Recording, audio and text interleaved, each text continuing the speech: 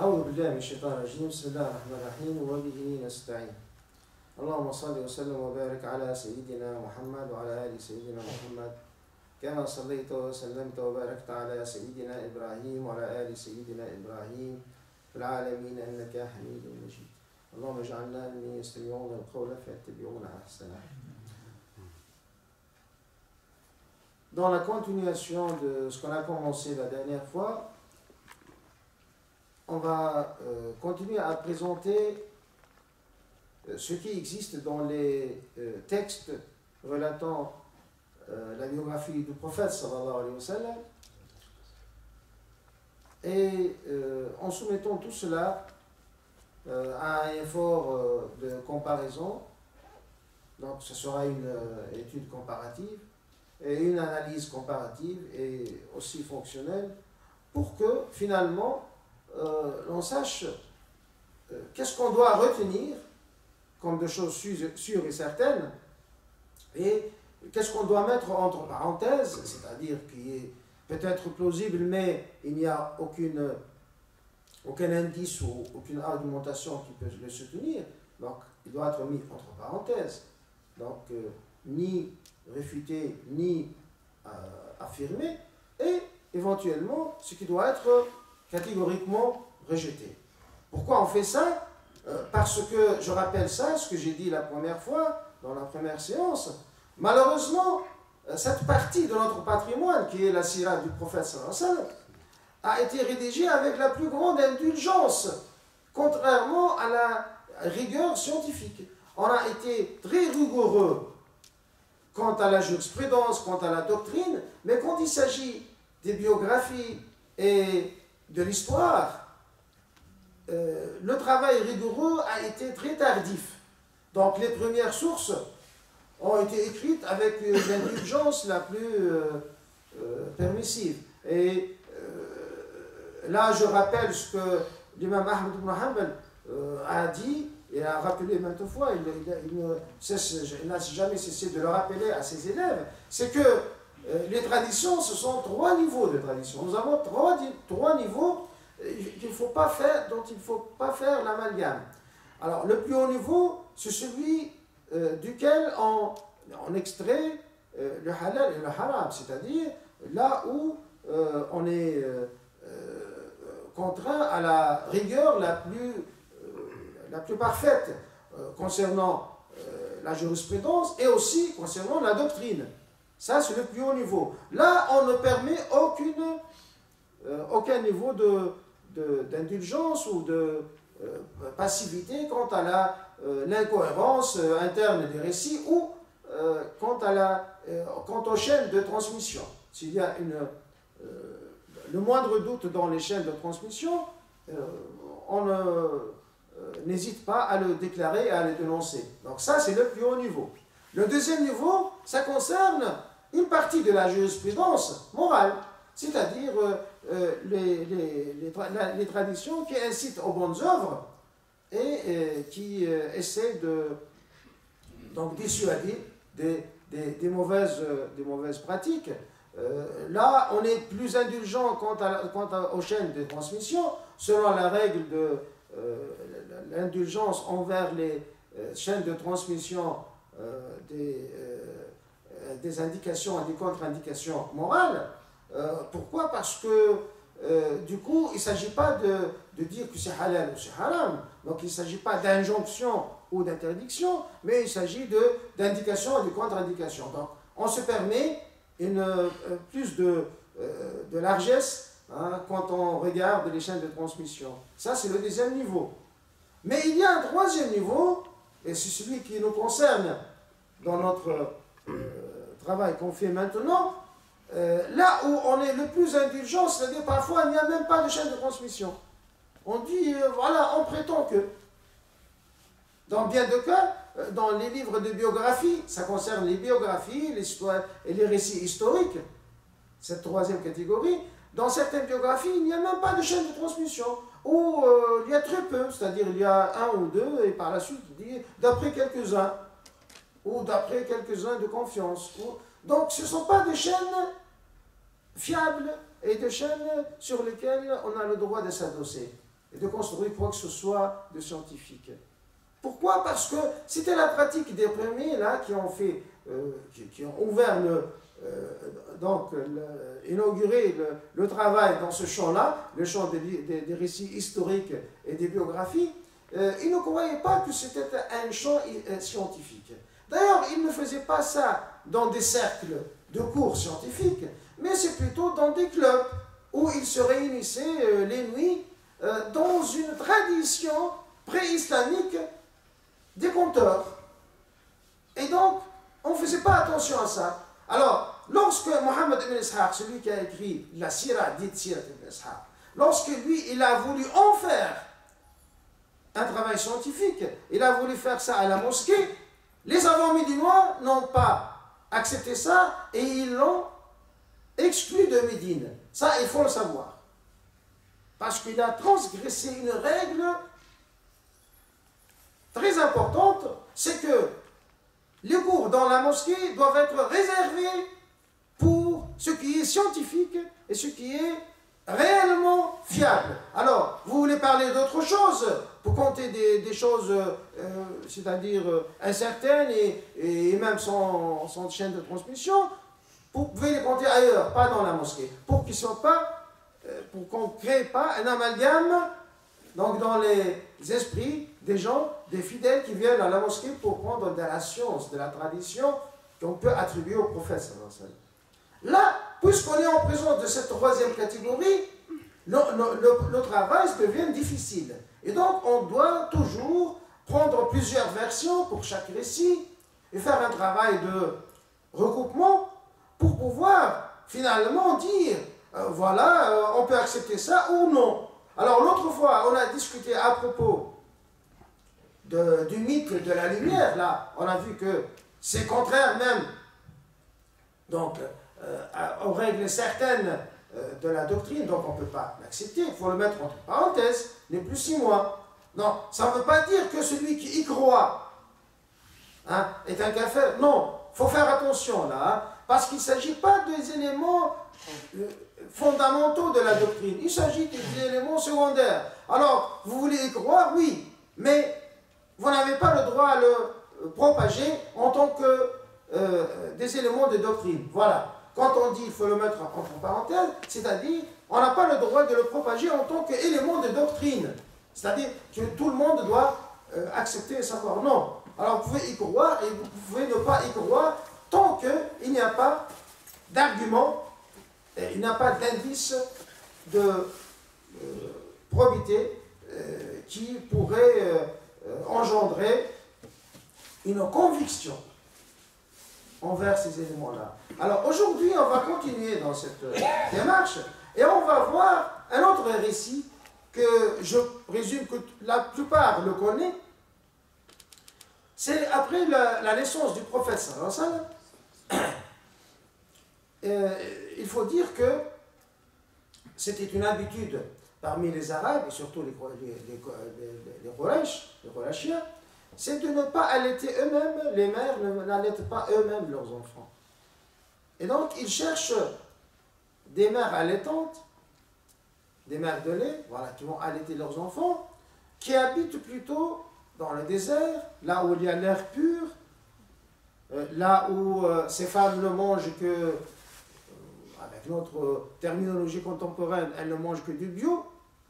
Donc là, c'est le bio du bio, donc c'est de l'air pur, de lait de chamel qui se nourrit des herbes les plus bonnes et les plus utiles. Et donc, c'est le mieux de ce qui peut être donné comme lait pour l'enfant. En plus de ce lait exceptionnel, on recherche aussi l'air libre dans lequel l'enfant, on veut qu'il grandisse. Parce que la Mecque, c'est une ville étroite, il faut comprendre sa géographie, c'est une ville encastrée dans une petite vallée. Et les maisons sont contiguës et il n'y a pas d'espace pour les enfants. Et avoir un espace très grand devant soi libère l'esprit de l'enfant. Et donc c'est pour cela, bien d'autres raisons, ça existe aussi, c'était une tradition très ancienne que d'envoyer tous les enfants, tous les nouveau-nés, qu'ils soient allaités ailleurs, chez des nourrices. Alors, là, après la naissance du prophète sallallahu alayhi wa sallam, sa mère attendait la venue des nourrices, bien sûr, ils viennent à la saison, il y a une saison de pèlerinage où tout le monde vient, et là, ils prennent les enfants pour aller les allaiter. Alors, un groupe de Bani Sa'd, une tribu de Bani Sa'd, qui est en fait un clan de la grande tribu de Hawazn. Alors, maintenant, on sort complètement de l'affiliation de Quraysh, et on est dans la tribu de Hawazn, qui est une tribu assez lointaine du point de vue généalogique de Quraysh. Et Bani Sa'd, donc, c'est un clan de Hawazn. Et ce clan-là, il a envoyé quelques mères pour aller récupérer des enfants comme nourrices. Et bien sûr, ces mères-là, ils cherchaient surtout les enfants dont les pères sont riches et généreux. Donc, le prophète sallallahu alayhi wa sallam, Muhammad sallallahu alayhi wa sallam, qui était né orphelin, il était resté le dernier en fait. Pourquoi? Non pas parce qu'il est pauvre, hein, il faut faire attention là. On va démontrer, Inch'Allah, d'ici là, que ce mythe-là de la pauvreté n'existe pas. Je vais dire pourquoi. Il y a une différence entre un orphelin et un pauvre. Mais le fait d'être orphelin était dissuasif pour la plupart des femmes. Pourquoi? Parce que eux, ils ne veulent pas prendre une contrepartie bien déterminée, que de toute façon, ils vont l'avoir. Chacune va avoir une contrepartie qui est fixée par la coutume. Non, ils comptent sur beaucoup plus que ça. Ils comptent sur la générosité, et sur la largesse, et sur les cadeaux. Donc c'est pour cela que un enfant orphelin n'est pas attirant pour les gens qui cherchent le gain matériel. Parce qu'ils ne se contentent pas généralement de la contrepartie. Et ils disent, bon voilà, celui-là c'est un orphelin.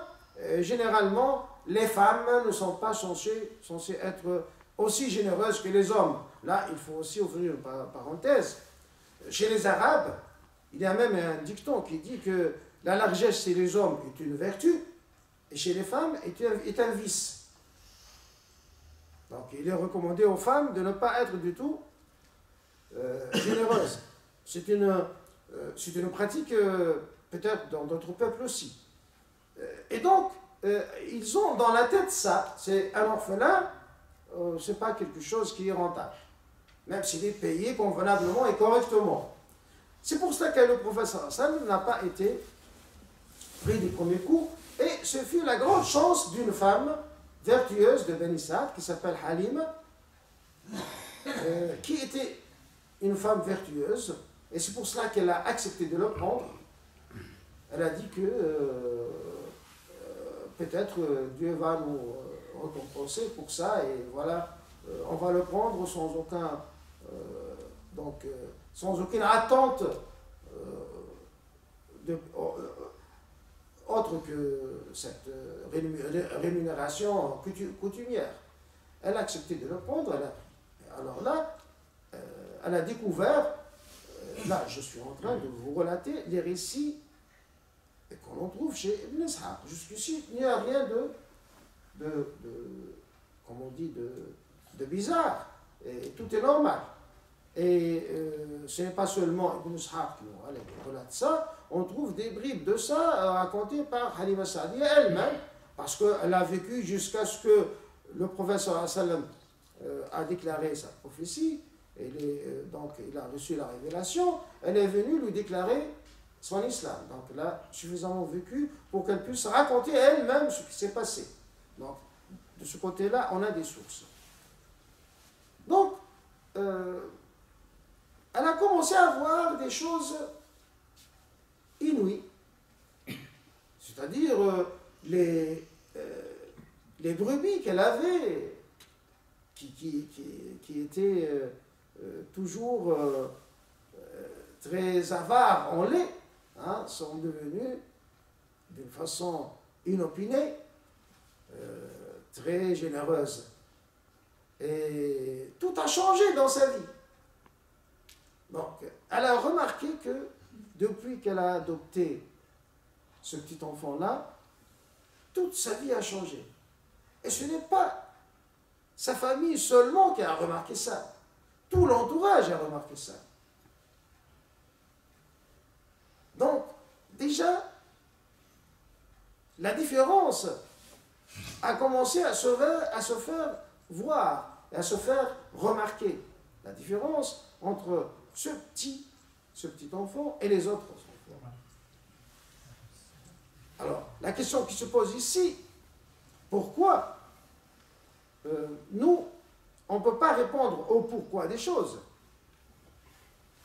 Mais certainement, celui qui est destiné pour être le sceau des prophètes, celui qui est le maître des créatures, celui qui va clôturer tout le cycle de la prophétie, et qui va mettre fin à toutes les pratiques d'imposture qui se faisaient le long de l'histoire de l'humanité au nom de fausses prophéties.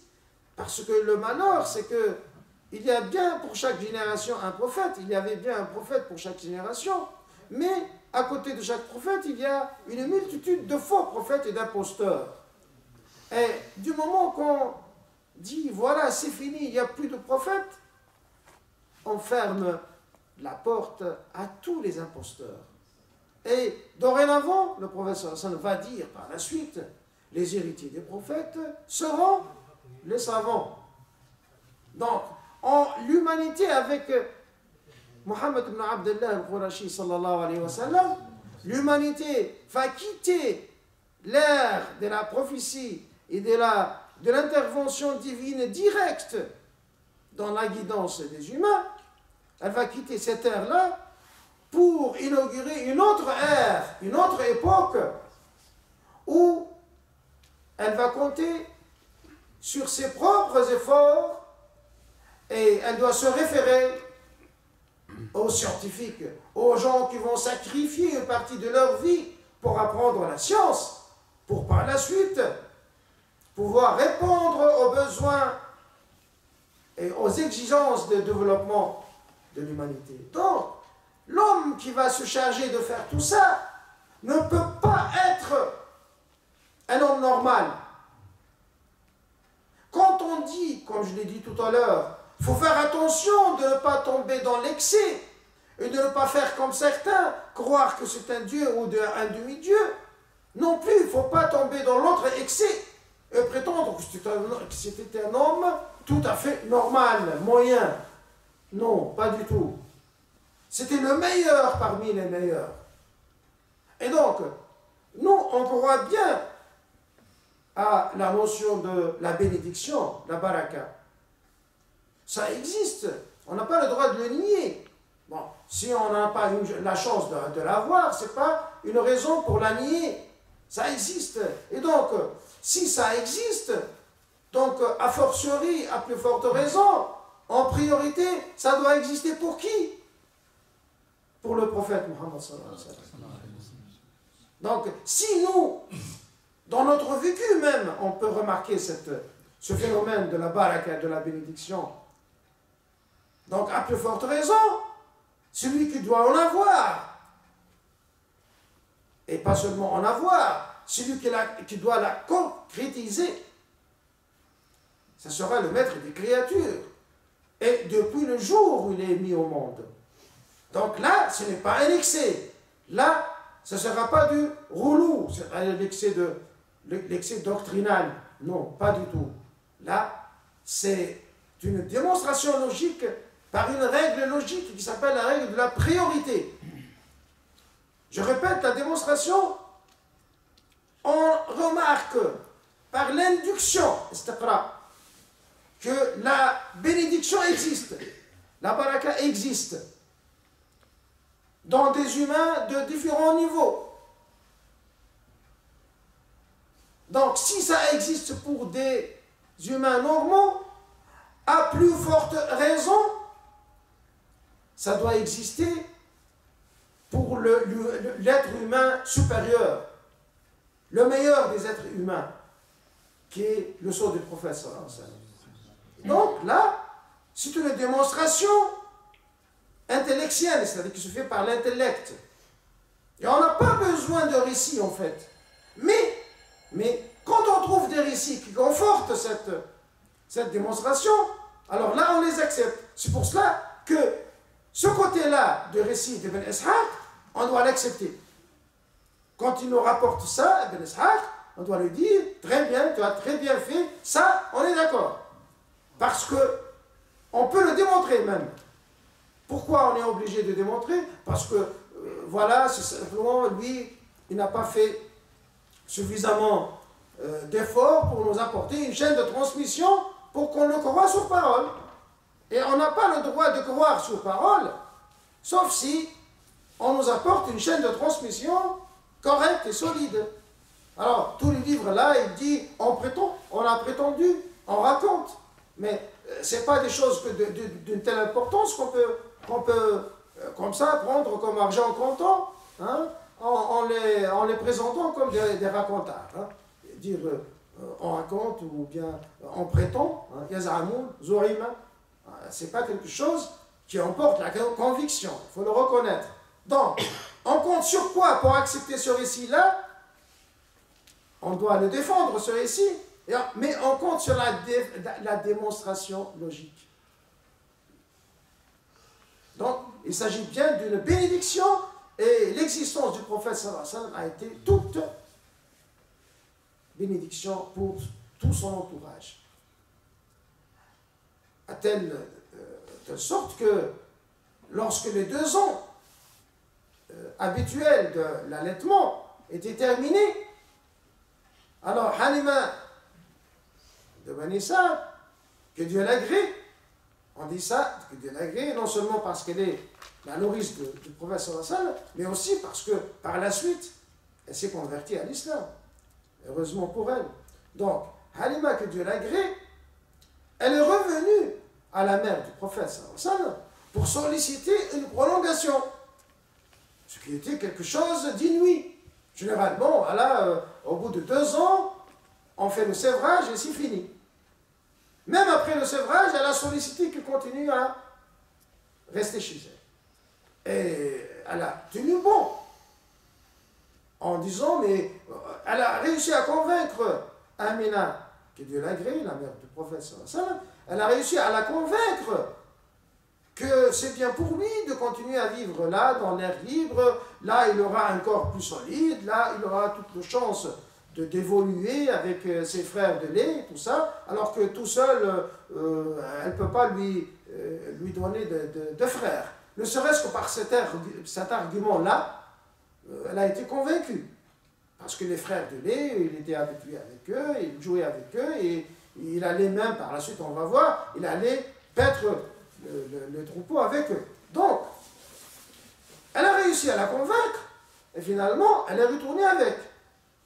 Et alors là, ça sera le plus grand événement qu'un homme pourrait rencontrer dans sa vie. Et là, on sera obligé d'être vraiment, de suivre vraiment la règle de précaution. Pourquoi? Parce que le récit là, devant lequel on se trouve, ce n'est pas quelque chose d'anodin. Ce n'est pas quelque chose qu'on peut remarquer chez d'autres personnes pour dire, ouais, voilà, puisque ça existe sur d'autres personnes, donc a fortiori, hein, chez le prophète, ça doit être plus fort. Non. Cet événement, c'est en fait un incident. Alors, une fois, il y a plusieurs récits différents.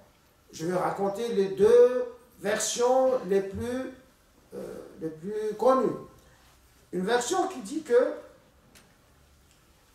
les frères de lait du prophète sallallahu alayhi wa sallam, un jour, sont venus courant et criant au secours leur père et leur mère en disant que leur frère, le Hachimite, il l'appelle comme ça, leur frère Hachimite a été kidnappé par des inconnus qui l'ont amené sur une montagne, apparemment pour lui ouvrir le ventre. Voilà. Bon. D'ailleurs, les détails, il faut beaucoup y faire attention, parce que comment ils ont pu comprendre ça, on sent bien que par la suite ça a été recomposé le récit. Alors là, il accourt, finalement, il trouve que l'enfant, déjà, il a subi ce qu'il a subi, et c'est lui qui va leur raconter ce qui s'est passé. Et qu'est-ce qu'il va dire? Il va dire que, voilà, deux hommes habillés en blanc. Alors, il y a deux récits. Un récit qui dit deux hommes, un récit qui dit trois. Et un troisième récit, mais qui est minoritaire quand même, qui dit qu'il ne s'agit pas d'hommes du tout. Il s'agit de deux grands oiseaux. Alors, un récit qui dit deux grands oiseaux, ou bien des aigles, ou bien d'autres oiseaux de grande taille, d'après la traduction que j'ai trouvée, ça doit être le huron. Hein, le héron plutôt. Voilà. C'est un grand oiseau d'1 mètre de hauteur. Alors, les deux récits diffèrent pour les personnages, mais de toute façon, le fait est là. Qu'est-ce qu'ils ont fait? Ils ont ouvert le ventre de l'enfant, ils l'ont lavé avec de la neige blanche, et ils ont pris, là c'est le plus intéressant de tout, ils ont pris une particule noire, ils l'ont enlevé de son ventre, et alors là, l'explication qui vient par un autre récit, par la suite, qui a été attribué au prophète lui-même, quand on lui a demandé des explications, il a dit, c'est ça la part du diable, la part du Satan. Donc, finalement, c'était pour l'éloigner de toute influence de Satan, du diable.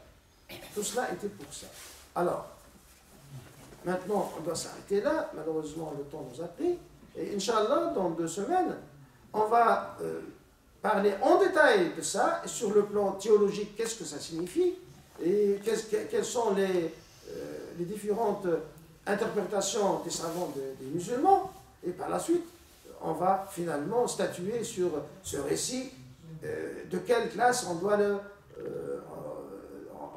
considérer. C'est la première classe, deuxième classe ou troisième classe. أقول قولي هذا وأستغفر الله لي ولكم فاستغفروه غفور رحيم وصلى الله على سيدنا محمد وعلى آله وصحبه أجمعين.